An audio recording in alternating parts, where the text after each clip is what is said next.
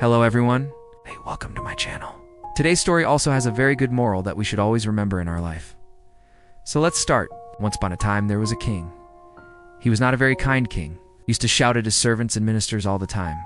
He was a very hot-tempered person and was known to take decisions in a fit of rage. The king was also very paranoid about his throne and would get suspicious if anybody spent too much time in the court.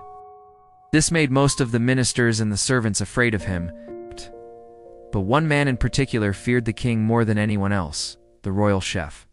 The royal chef was responsible for cooking food for the king, and he had to be extremely careful about what he cooked because the king was very choosy about his food and would often change his mind at the last moment. If the chef made a mistake or did not cook the dish according to the king's liking, then he would get very angry, and the chef was scared of getting on the wrong side of the king. You see, the king liked to eat a lot of sweets, and the chef had to make sure that the sugar in the sweets was just right. It needed to be neither too little nor too much. And since the king liked to have sweets in the afternoon, the chef had to wake up early in the morning to make sure that the sweets were fresh. One day, the royal chef woke up in the morning and started preparing the sweets for the king. After a few hours, the sweets were ready, but the chef wanted to make sure that the sugar was just right. So he tasted one of the sweets, and to his horror, he found that it was too sweet. Now, he had only two options. Either he would have to throw away the entire batch of sweets and start over, or he would have to add something to the sweets to reduce their sweetness. He thought for a moment, and then decided to add something to reduce the sweetness of the sweets. Now the chef was a very intelligent person, and he knew exactly what to do. He went into the kitchen and took out a big bowl filled with milk and started mixing it with the sweets. He mixed the milk with the sweets until their sweetness was just right. Then he put the sweets on a plate and covered them with a cloth and kept them aside. Then he started to prepare some other dishes for the king.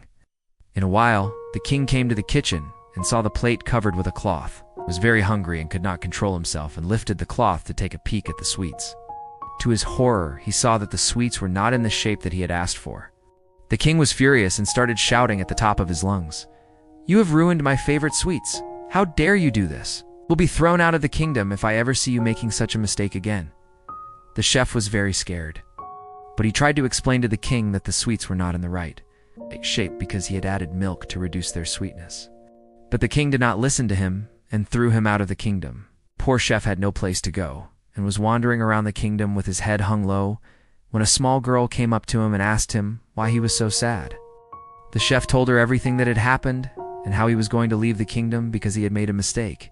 The girl listened patiently and then said, "Don't be sad, uncle. I know a place where you can stay." She took him to an old woman who lived on the outskirts of the kingdom and explained to her what had happened. The old woman was very kind and offered the chef to stay in her house. The chef was very grateful to the girl and the old woman and promised to never forget their kindness. Days turned into weeks, and weeks turned into months, and soon it was time for the annual royal feast. Every year, the king hosted a huge feast, inviting people from all over the kingdom. And this year, he had invited a famous chef from a neighboring kingdom to prepare the food for the feast.